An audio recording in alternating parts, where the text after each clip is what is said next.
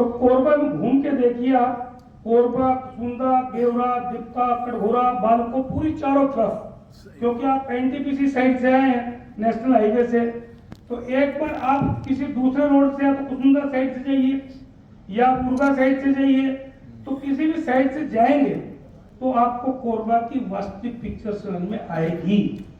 हमारी सरकार थी, हमारी सरकार में अधिकारियों ने बदमाशियां की, हमने खुले मन से उनका विरोध किया, उनकी चमचागिरी या लफासी नहीं की।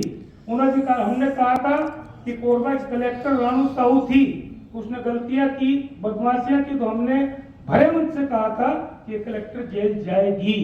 अभी पिछले 4-6 महीना तक जो आपकी सरकार की व्यवस्था थी कोरबा में, वो क्या थी उसको देखिए। वर्तमान में कुछ परिवर्तन प्रशासनिक जरूर हुआ है, लेकिन मैं बातें इसलिए बोल रहा हूँ क्योंकि मेरे बाद 2 मुख्य वक्ता है कि यहाँ के विधायक और मंत्री हैं। महापौर जी को अपनी उपलब्धि 16 महीने की बता दी, मैं उसकी बुराई नहीं करना चाहता क्योंकि उनको अभी समय कम मिला है।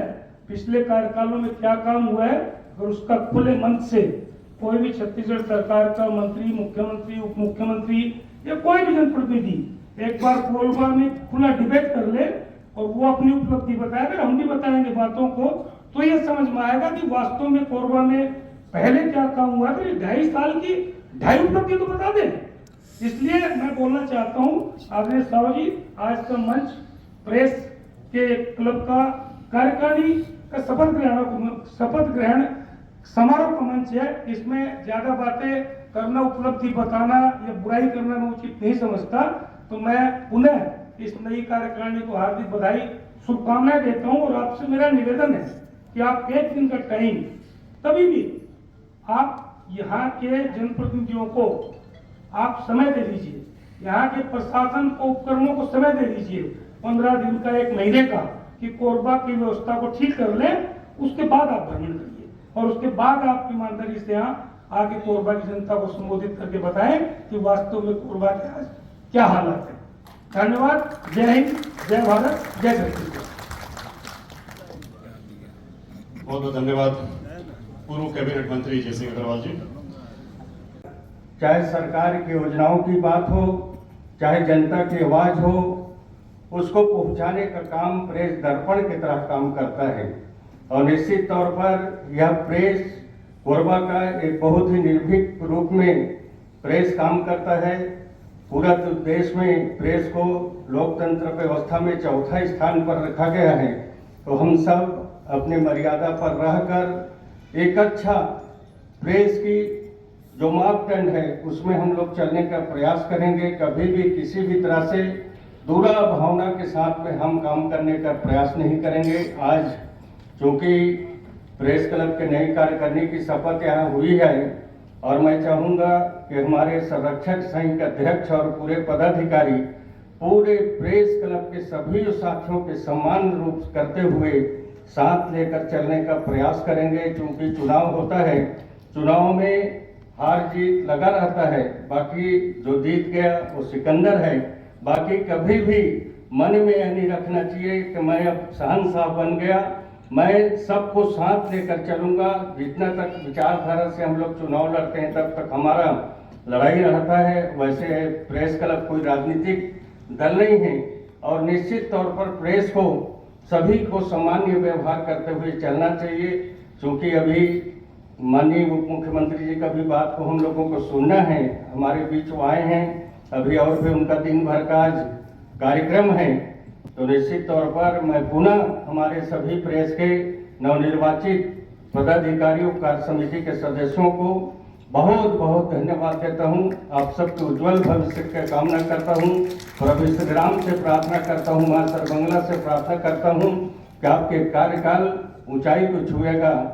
छत्तीसगढ़ के श्रेष्ठ प्रेस क्लब के रूप में कोरबा का स्थान बने नौशाद खान जी के नेतृत्व में, ऐसी उम्मीद करता हूं। मैं बहुत बधाई और शुभकामनाएं देता हूं। साथियों, आज लखनलाल भैया ने ठीक ही कहा कि ये राजनीतिक मंच नहीं है, केवल प्रेस क्लब का मंच है।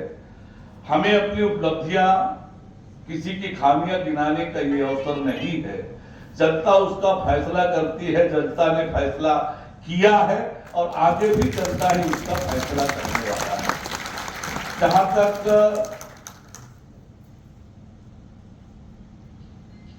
आज जिस तरह से राज्य में हम आगे बढ़ रहे हैं, हमने वो दौर भी देखा है कि चौथे स्तंभ के साथ क्या क्या कठिनाइयां हुई है, क्या क्या परेशानियां हुई है, और उन सब चुनौतियों के बावजूद आज देश में हमारा चौथा स्तंभ स्वतंत्र पत्रकार के रूप में देश समाज में जन जागरण करने का काम लगातार कर रहे हैं। विस्तार के लिए 20 लाख रुपए की मांग अध्यक्ष जी ने की है। निवेदन है बिल्कुल, और हम तो निवेदन स्वीकार करने वाले लोग हैं। आपने 20 लाख रुपए की मांग की है, मैं 20 लाख रुपए देने की घोषणा करता हूं।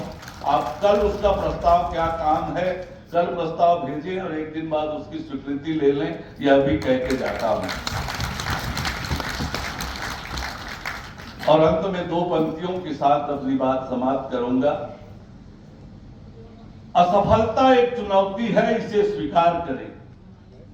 असफलता एक चुनौती है, इसे स्वीकार करो। कमी क्या रह गई, देखो और विचार करो। असफलता एक चुनौती है, इसे स्वीकार करो। कमी क्या रह गई, देखो और विचार करो। संघर्ष का मैदान छोड़कर न भागो तुम, संघर्ष का मैदान छोड़कर न भागो तुम। जब तक सफल न हो नींद चैन त्यागो तुम। कुछ किए बिना किसी की जय जयकार नहीं होती। कोशिश करने वालों की कभी हार नहीं होती, कभी हार नहीं होती। बहुत बधाई, बहुत शुभकामनाएं, बहुत बहुत धन्यवाद।